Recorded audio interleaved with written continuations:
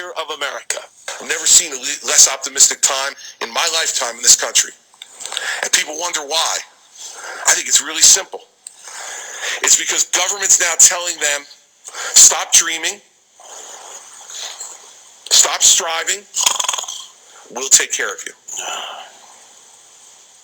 We're turning into a paternalistic entitlement society. Oh, shut up. That will not just bankrupt us. Shut up. Financially. Kill yourself. It will bankrupt us morally. Kill yourself. Do it. Because when the American people no longer believe that this is a place where only their willingness to work hard and to act with honor and integrity and ingenuity determines their success in life, then we'll have a bunch of people sitting on a couch waiting for their next government check. Eating popcorn.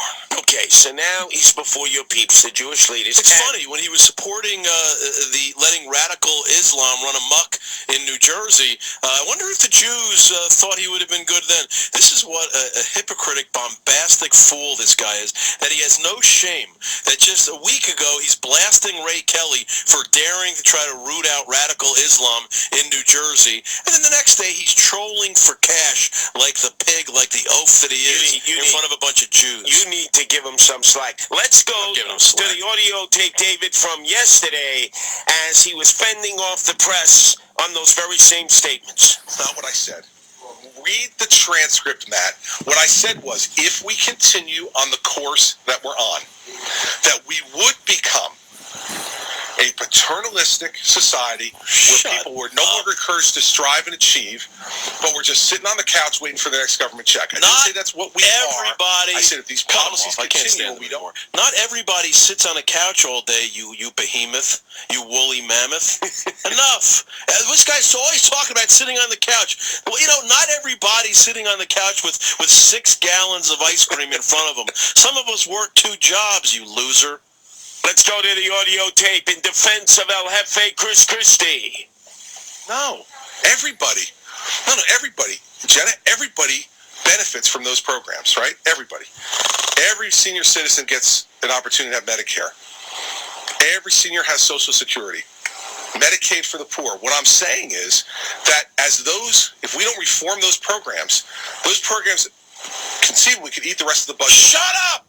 No national defense. Fatso, I'm sick of it. Education. Dave, I can't stand his voice. I can't stand listening to those jowls slap against his cheeks, and his words can barely escape his size 62 head. Listen, enough. All he's doing is saying the same talking points that every Tea Partier has said for the last 2 years.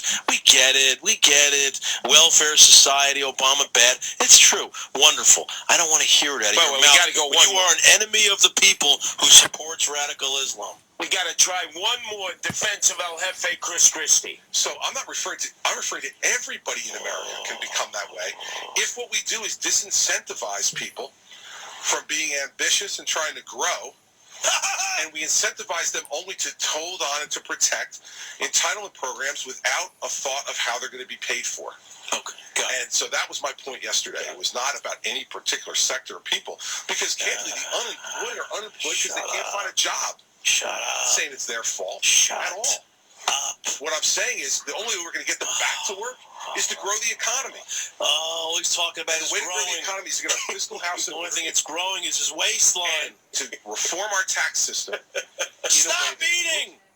The only thing positive about him speaking all the time, Curtis, is that at least for a few minutes he's not shoveling food down his gullet. I don't want to hear it. Look, he may be right. I agree with him on many, many, many things. I agree with him on issues like number 3 through 34. I agree with all those, and it's wonderful.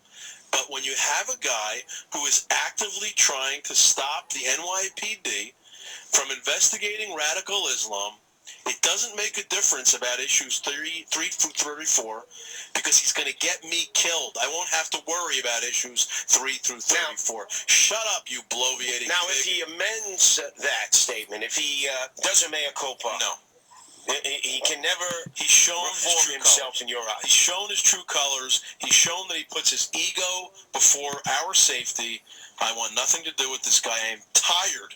I am sick and tired of making excuses for my politicians. I want a guy who says what he does and does what he says and is honest and is looking out for us and isn't putting his own stupid, selfish, fat interests before the rest of us. But you saw sick and polling results yesterday. 59% of the people in New Jersey, they love this guy. So what? I was from New Jersey. I'm from New Jersey. Why do you think I left New Jersey? Doesn't mean that they're all geniuses. George Bush the first, right before halfway through his first term, his only term, he had like the highest approval ratings in the history of the country as any president. And how did that work out for him? He lost the second term. What people are saying today doesn't mean anything. Nothing. Our number's 8.